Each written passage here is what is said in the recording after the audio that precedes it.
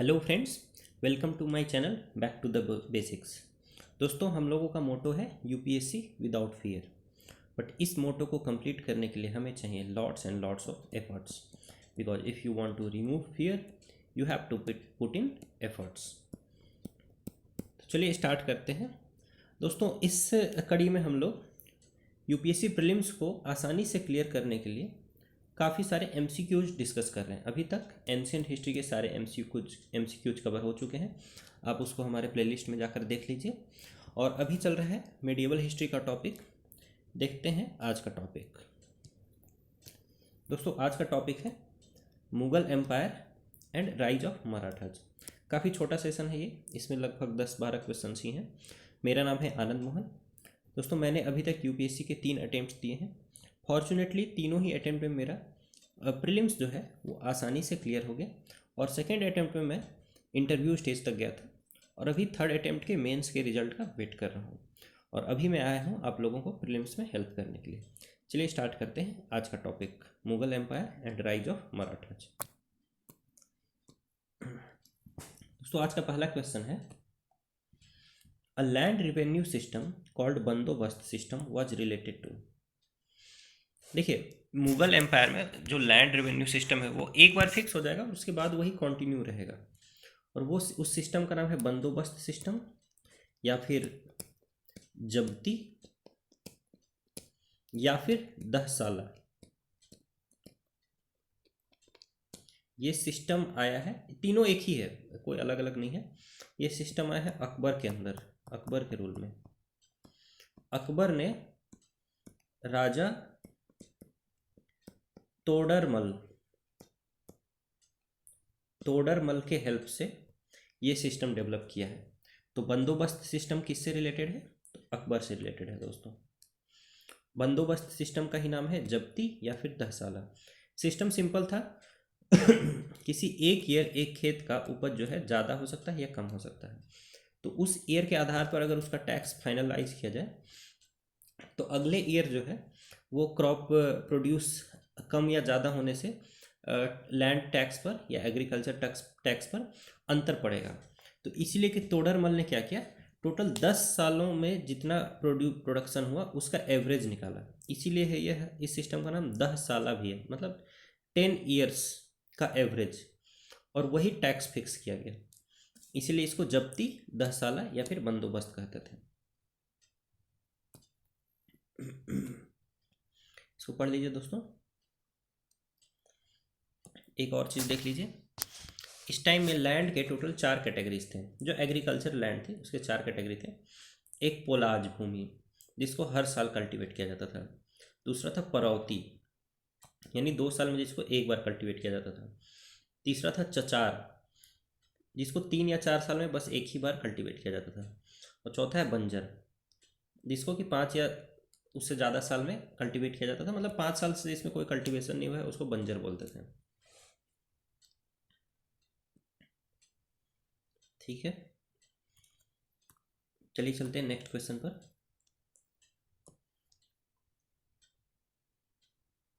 The system of Peshwa was introduced in Deccan by the Muslim rulers. दोस्तों, आपको वैसे तो पता होगा कि पेशवा जो है वो मराठा रूलर्स के अंदर फेमस हुए थे, लेकिन ये पहले से चले आ रहे थे। ये जो डेक्कन में मुस्लिम रूलर्स थे उन लोगों ने ही इंट्रोड्यूस कर दिया था। पेशवा बेसिकली पर्सियन ओरिजिन का टर्म है। अब पेशवा का मतलब होता है आगे आगे, लीडर समझ लीजिए। मराठा रूल में पेशवा का मतलब होता था प्राइम मिनिस्टर। ठीक है, तो पहला स्टेटमेंट वैसे देखने में आपको गलत लगेगा, बट ये सही है। इसको मुस्लिम रूलर्स ने ही इंट्रोड्यूस कर दिया था, आगे मराठाओं ने इसको अपना लिया था। दोस्तों, फिर देखिए सेकेंड स्टेटमेंट है, Ajnapatra is a text discussing the office of Peshwas and history of different Peshwas. दोस्तों, रामचंद्र पंत ने, जो कि एक पेशवा थे, देखिए रामचंद्र पंत, ये खुद एक पेशवा थे। ठीक है, मराठाओं के अंदर में नहीं, अभी मुस्लिम रूल ही चल रहा है। ठीक है, उनके अंदर ये पेशवा थे। इन्होंने ये बुक लिखी थी, बट ये बुक जो है पेशवाओं के ऊपर में नहीं है, ये बुक है टेक्निक्स ऑफ वॉर के ऊपर में, यानी युद्ध कौशल, युद्ध कला के विषय में है ये। देख लीजिए, अदन्या पात्रा बुक किसने लिखी है? रामचंद्र पंत, रामचंद्र पंत ने लिखी है। और ये बुक है टेक्निक ऑफ वॉर के ऊपर में, ना कि पेशवा के ऑफिस के ऊपर में। तो ये सेकेंड स्टेटमेंट आपका गलत है दोस्तों। तो right answer is option number A1 only. ये याद कर लीजिए, ये आपने शायद पहले नहीं सुना होगा, इसीलिए मैं बोल रहा हूँ आपको, इसको लिख लीजिए कहीं और याद कर लीजिए, कहीं पूछ ही दिया तो क्या पता आपको हेल्प हो जाए। तो पढ़ लीजिए दोस्तों। आइए चलते हैं थर्ड क्वेश्चन पर। Babur was the first person to use gun powder in the war in India. दोस्तों, मुगल एम्पायर को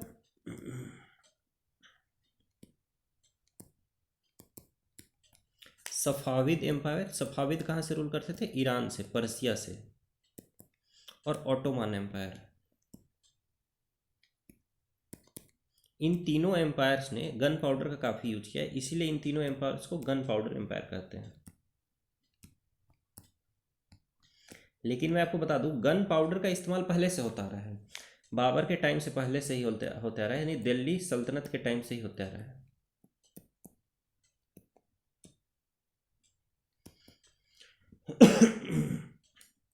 तो बाबर पहला आदमी नहीं था जिसने गन पाउडर का इस्तेमाल किया युद्ध में। हाँ, बाबर ने गन पाउडर का इस्तेमाल, बाबर ने ही नहीं, इन तीनों ही एम्पायर्स ने गन पाउडर का इस्तेमाल एक अनोखे ढंग से किया।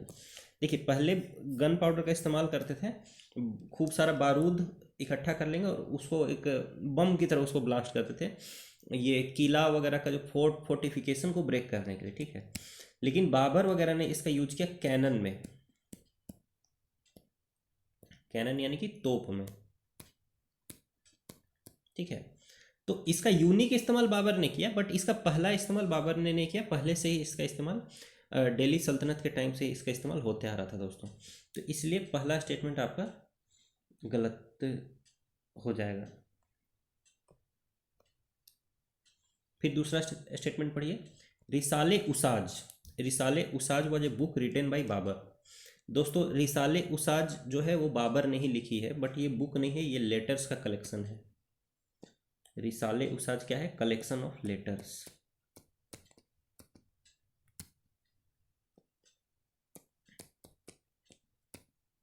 ठीक है। जो बुक बाबर ने लिखी है उस बुक का नाम है तुजुके बाबरी, तुजुके बाबरी। तुजुके बाबरी लिखी गई है टर्किश लैंग्वेज में। आगे चल के तुजुके बाबरी का पर्शियन अनुवाद कराया अकबर ने, जिसका नाम है बाबरनामा। तो अगर कोई कहे कि तुजुके बाबरी किस लैंग्वेज में है, तुजुके बाबरी है टर्किश लैंग्वेज में। बाबरनामा किस लैंग्वेज में है? बाबरनामा पर्शियन में है। बुक सेम ही है, बस ये इसका अनुवाद है। तो सेकेंड भी गलत है, क्योंकि रिसाले उसाज बुक नहीं है, रिसाले उसाज है collection of letters written by Babur. तो both statement are wrong here. तो यहाँ राइट आंसर हो जाएगा option number D, none of the above. इसको पढ़ लीजिए दोस्तों, आपको फायदा होगा। आइए फोर्थ क्वेश्चन देखते हैं। Which of the following statements is are correct about the administration of Sher Shah Suri. शेर शाह सूरी से रिलेटेड स्टेटमेंट्स दिए हुए हैं दोस्तों। पहला स्टेटमेंट है, देखिए शेर शाह सूरी कौन था? जब हुमायूं को सत्ता मिली तो हुमायूं ने 1530 से लेकर 1540 तक रूल किया, ठीक है। 1539 में हुमायूं का युद्ध होता है शेर शाह सूरी से, शेर शाह सूरी से, ठीक है। ये युद्ध होता है इस आपका चौसा में,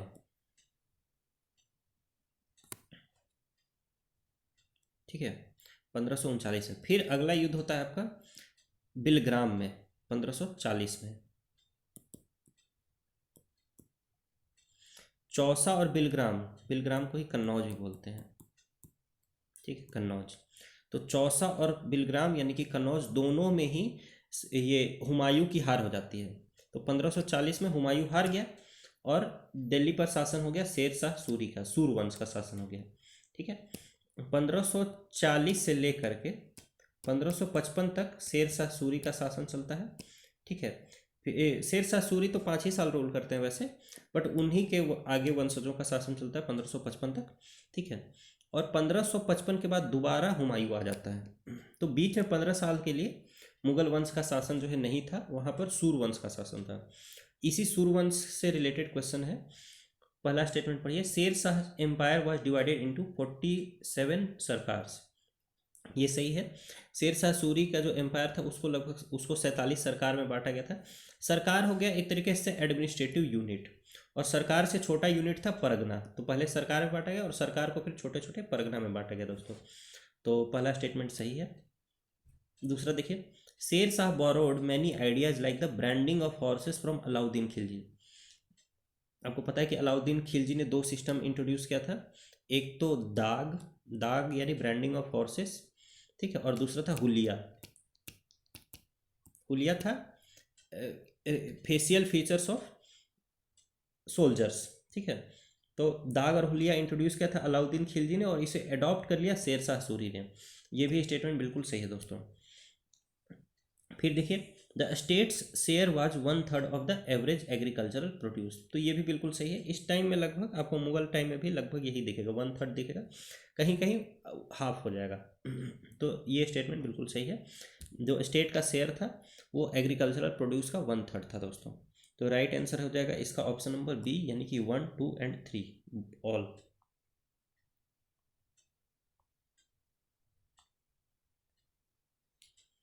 चलिए चलते हैं इसके एक्सप्लेनेशन को, आप लोग पढ़ लीजिए। वीडियो पॉज कीजिए और पढ़िए, आपका काम है ये। वीडियो पॉज करके पढ़ लीजिए।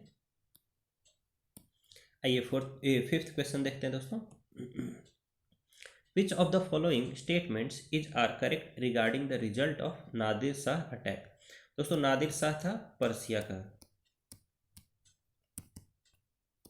ये क्या किया, 1739 में इसने दिल्ली पर अटैक कर दिया था। ठीक है, और दिल्ली पर अटैक ही नहीं किया, जो दिल्ली का बादशाह था उस टाइम मोहम्मद शाह, उसको ये अपने साथ मतलब बंदी बना कर ले गया था।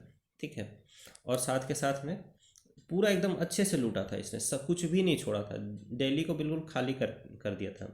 ठीक है, एक था हमारा पीकॉक थ्रोन, जिसको मयूर सिंहासन बोलते थे। मयूर सिंहासन में ही आपका कोहिनूर डायमंड भी जड़ा हुआ था, उसको भी ये अपने साथ लेके गया था। तो पीकॉक थ्रोन, और पीकॉक थ्रोन दोस्तों, पीकॉक थ्रोन जो था इसमें इतने हीरे मोती जड़े हुए थे कि कहा जाता है ये एकमात्र एक ये कुर्सी कह लीजिए, सिंहासन कह लीजिए, इसकी कीमत ताजमहल से भी अधिक थी।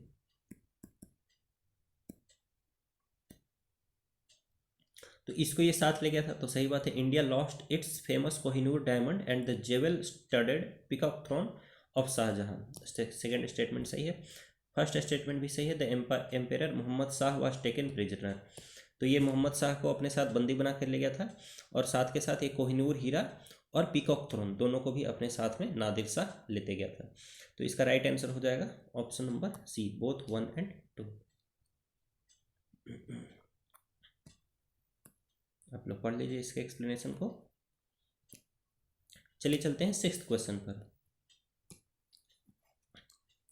With reference to Aurangzeb which of the following statements is are correct. Aurangzeb से रिलेटेड स्टेटमेंट्स दिए हुए दोस्तों, इसको पढ़ना है हम लोग को। तो he created a separate department to enforce moral codes under a high powered officer called Muhtasib. दोस्तों औरंगजेब जो था वो एक ऑर्थोडॉक्स मुस्लिम था, मतलब ये रिलीजन को बहुत अच्छे से फॉलो करता था, ढंग से फॉलो करता था, और ना ये सिर्फ खुद फॉलो करता था, दूसरों से भी ये फॉलो कराने के लिए इसने कुछ मोरल कोड्स बनाए थे। और इन मोरल कोड्स को फॉलो कराने के लिए इसने एक ऑफिसर नियुक्त किया था, और उस ऑफिसर का नाम था मुहतसीब। मुहतसीब, तो मुहतसीब आपको कभी भी सुनाई दे तो आपको याद रखना है कि ये एक ऑफिसर है जो कि मोरल कोड को इन्फोर्स कराने के लिए नियुक्त किया गया है। किसके द्वारा? औरंगजेब के द्वारा। तो first statement is totally right. दूसरा देखिए, Aurangzeb invaded Bijapur and Golconda to contain the spread of the Marathas. दोस्तों ये स्टेटमेंट बिल्कुल सही है। एक्चुअली जो अहमदनगर था वो तो पहले ही एनेक्स कर लिया गया था, लेकिन जो दो और डेक्कन सल्तनत बचे थे, बीजापुर और गोलकोंडा, इनको औरंगजेब ने इन्वेड किया था और इनको औरंगजेब ने ही एनेक्स किया था। यही इसकी सबसे भारी भूल भी मानी जाती है दोस्तों।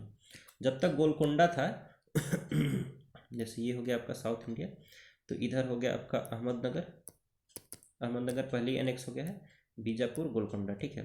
तो बीजापुर और गोलकोंडा के होने से ये जो मराठास थे ये इधर सीमित थे, ठीक है, यानी इनका डायरेक्ट कॉन्फ्रंटेशन नहीं था मुगल रूल के साथ। जैसे ही इसने बीजापुर और गोलकोंडा को एनेक्स कर लिया तो इसका डायरेक्ट कॉन्फ्रंटेशन शुरू हो गया मराठाओं के साथ में, ठीक है। तो ये इसकी सबसे भारी भूल थी। तो स्टेटमेंट 2 सही है, फर्स्ट भी सही है। Right answer will be option number C, both 1 and 2। मैं आपको एडिशनल इन्फॉर्मेशन इसलिए बता रहा हूँ ताकि ये स्टेटमेंट आपको याद हो जाए बिल्कुल। चलिए इसके एक्सप्लेनेशन को आप लोग पढ़ लीजिए।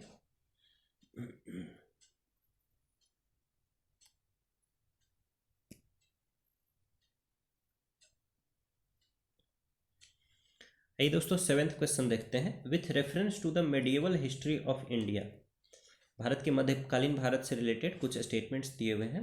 पहला स्टेटमेंट है, Akbar encourage paintings depicting events of his own life, individual portraits, studies of birds and royal courts. ये चारों स्टेटमेंट सही हैं, बट ये अकबर से रिलेटेड नहीं है, ये जहांगीर से रिलेटेड है। दोस्तों सभी मुगल बादशाहों में सभी ने तो अलग अलग चीज़ को पैट्रोनाइज किया, बट जहांगीर एक खुद में एक पेंटर था। आप ये ध्यान रखिए कि जहांगीर एक पेंटर रूलर है, मतलब ये रूलर तो है ही है, बट ये पेंटर भी है, ये आर्टिस्ट भी है, चित्रकार है ये, ठीक है। तो इसने खुद ने तो ये पेंटिंग करता ही था, बट साथ के साथ इसने और भी सारे पेंटर्स को, आर्टिस्ट को पैट्रोनाइज कर रखा था। तो इतने डिटेल में अगर पेंटिंग के बारे में कुछ भी कहा जा रहा है तो it is related to Jahangir and not Akbar. तो फर्स्ट स्टेटमेंट इज रॉन्ग। दूसरा देखिए, Akbar patronise Tansen of Gwalior who was a prominent Hindustani classical music composer, musician and vocalist. ये स्टेटमेंट बिल्कुल सही दोस्तों। कहा जाता है कि तानसेन जब अकबर के कोर्ट में गाया करता था तो कई बार बारिश हो जाती थी, एंड ये सब तो खैर कहने की बातें हैं, लेकिन सेकेंड स्टेटमेंट सही है कि हाँ तानसेन को अकबर ने पैट्रोनाइज किया था। तो second statement is right. Option number B, 2 only will be the correct answer.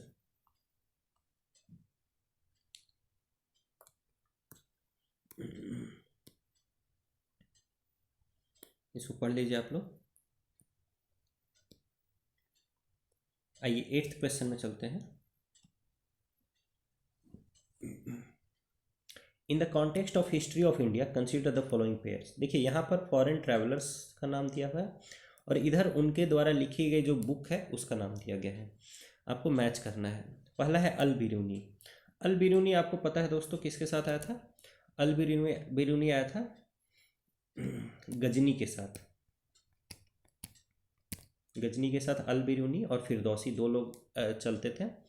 अल बिरूनी ने बुक लिखी है किताबुल हिंद, किताब अल हिंद, या फिर इसी को हम लोग तहकीके हिंद भी बोलते हैं, तहकीके हिंद। और अल बिरूनी का बुद्धिज्म से कोई रिलेशन नहीं है। तो ये बुद्धिज्म से रिलेटेड कौन होगा आप खुद सोच सकते हैं, फाहियान या ह्यूनसांग ये सब होंगे, ठीक है। तो पहला तो गलत है, ये सीधे आ जाइए। अल बिरूनी ने लिखी थी तहकीके हिंद, ठीक है। तो अल मसूदी तो कोर्स भी गलत हो गया क्योंकि तहकीके हिंद किसने लिखी है? अल बिरूनी ने लिखी है। तो 1 और 4 तो आपका हो गया गलत। अब देखिए ह्यूनसांग, ठीक है, जिसको जुआन जांग भी बोलते थे, इसके नाम को तो इतने तरीके से लिखा गया है कि आप कंफ्यूज ही हो जाएंगे, ठीक है। पर छोड़िए वो सब बात। ह्यूनसांग की जो बुक है वो है CU की, ये बिल्कुल सही है दोस्तों, ठीक है। इसमें इसने वेस्टर्न वर्ल्ड के बारे में, वेस्टर्न वर्ल्ड मतलब जहाँ से ये शुरू किया, अच्छा इंडिया भी उसके वेस्ट में ही आएगा दोस्तों। तो कहीं ना कहीं इसने वेस्टर्न वर्ल्ड के बारे में लिखा है, मतलब ये नहीं कि वो यूरोप और अमेरिका में चले जाइए, जो जहाँ से इसने जर्नी शुरू की तो उसके वेस्ट में ही इंडिया भी आता है। आप अगर चाइना और इंडिया का मैप कंपेयर करेंगे, ठीक है, तो चाइना से कुछ वेस्ट में है इंडिया, ठीक है। तो ये आपको ध्यान में आएगा। और CU के में ही इसकी बायोग्राफी भी है, ठीक है, तो सेकेंड स्टेटमेंट बिल्कुल सही है। थर्ड देखिए, फ्रैंकोइस बर्नियर। फ्रैंकोइस बर्नियर कौन था, मैंने आपको बताया था शायद पिछले वीडियो में। फ्रैंकोइस बर्नियर था दारा सिकोह का डॉक्टर था। ये दारा सिकोह का डॉक्टर था। ये शाहजहां और औरंगजेब के टाइम में था मुगल कोर्ट में, और इसने बुक लिखी थी travels in the Mughal empire, तो ये भी सही है। ह्यून सांग ने बुक लिखी है सीयू की। फ्रैंकोइस बर्नियर ने लिखी है book travels in the Mughal empire. तो statement 2 and 3 are correct, right answer. अच्छा, इनकरेक्ट पूछ रहा है दोस्तों, लेकिन तो इनकरेक्ट पूछ रहा है, तो 1 एंड 4 इनकरेक्ट है। 1 एंड 4 है आपका ऑप्शन नंबर सी में। लास्ट में आप ये जरूर देखिएगा कि इनकरेक्ट पूछ रहा है या करेक्ट पूछ रहा है, क्योंकि अभी मैं मारने जा रहा था इसका 2 एंड 3 बी, बट यहाँ करेक्ट नहीं पूछ रहा है, इनकरेक्ट पूछ रहा है। ये सारी छोटी छोटी चीज़ें दोस्तों आपको 4 से 5 क्वेश्चंस गलत करने से बचा सकती है प्रीलिम्स के एग्जाम में, और ये 4 से 5 क्वेश्चंस ही डिसाइड करते हैं कि आप मेंस लिखेंगे या नहीं लिखेंगे। इसके एक्सप्लेनेशन को पढ़ लीजिए आप लोग। ये क्वेश्चन तो आई थिंक आपके लिए बहुत ज़्यादा इजी है। Chauth and sardeshmukhi is the term related to the post Mughal era is related to. Chauth and sardeshmukhi किससे रिलेटेड है? ये बेसिकली टैक्सेस थे जो कि मराठा लोग इम्पोज करते थे, ठीक है। चौथ क्या होता था, जैसे मान लीजिए किसी एरिया में किसी का रूल है, जैसे कहीं राजपूत रूल है, तो राजपूत लोगों पर मराठा अटैक ना करें, इसलिए वो बोलते थे कि जितना भी तुम टैक्स वसूल करते हो उसका चौथाई हिस्सा यानी 25% मुझे दो, ठीक है। यानी जहाँ पर मराठाओं का रूल नहीं है, किसी दूसरे किंगडम का रूल है, जैसे मुगल रूल हो या फिर राजपूत रूल हो, ठीक है, उनके टैक्स का 25%, ये हो गया चौथ। ये किस लिए ये लोग वसूलते थे कि अगर नहीं दोगे पैसा तो हम लोग तुम पर अटैक करेंगे, इसलिए ये लोग चौथ वसूल करते थे। और सरदेशमुखी ये लोग उस एरिया में वसूल करते थे, ये मात्र 10% होता था जहाँ पर कि डायरेक्ट मराठा रूल है, ठीक है। तो सरदेशमुखी अपने एरिया में और चौथ दूसरों के एरिया में, ठीक है, ये वसूल करते थे मराठा लोग।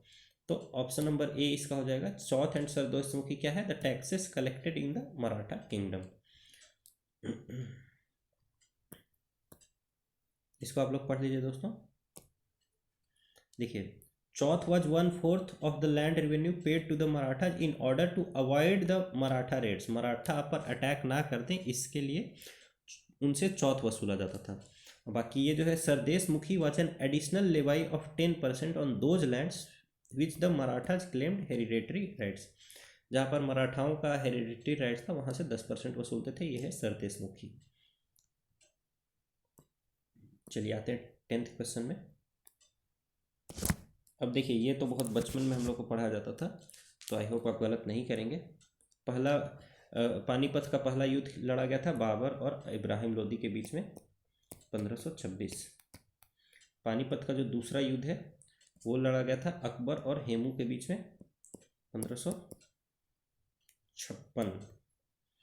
फिर पानीपत का तीसरा युद्ध लड़ा गया था अहमद शाह अब्दाली और मराठा एम्पायर के बीच में, ये लगभग 1760 या 65, पता नहीं, लेकिन ये दूसरा और तीसरा गलत है दोस्तों। सेकेंड बैटल ऑफ पानीपत लड़ा गया है अकबर और हेमू के बीच में। थर्ड बैटल ऑफ पानीपत लड़ा गया है अहमद शाह अब्दाली और मराठा एम्पायर के बीच में, और यहाँ मराठा एम्पायर के लगभग 1 लाख सैनिक मर जाते हैं, ठीक है।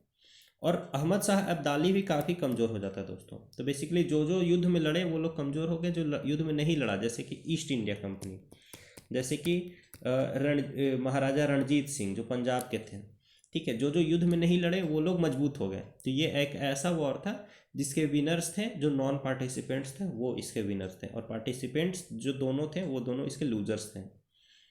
तो इसलिए 2 एंड 3 इसका इनकरेक्ट है, करेक्ट है ओनली 1, यानी ऑप्शन नंबर ए। इसके एक्सप्लेनेशन को आप लोग पढ़ लीजिए, काफ़ी बड़ा है, बट जो हाईलाइटेड पॉइंट्स अगर वो भी पढ़ेंगे तो आपको काफ़ी फायदा होगा, ठीक है दोस्तों। इसी के साथ हमारा ये छोटा सा प्यारा सा सेशन कंप्लीट हो जाता है। अगर आप हमारे साथ इस सेशन में शुरू से अंत तक यानी एंशिएंट हिस्ट्री से लेकर के अभी तक बने हुए हैं और आगे भी बने रहेंगे, तो मैं आपको एक प्रॉमिस करता हूँ कि आपका प्रीलिम्स एग्ज़ाम जो है वो काफ़ी आसानी से क्लियर होने की भरपूर संभावना है। तो इसलिए आप हमारे चैनल को सब्सक्राइब कर लीजिए और फीडबैक हमें दीजिए कमेंट के माध्यम से कि आपको ये सेशंस कैसे लग रहे हैं, और अपने सीरियस यूपीएससी एस्पिरेंट फ्रेंड्स के साथ इसको शेयर ज़रूर कीजिए। आप सभी का बहुत बहुत धन्यवाद।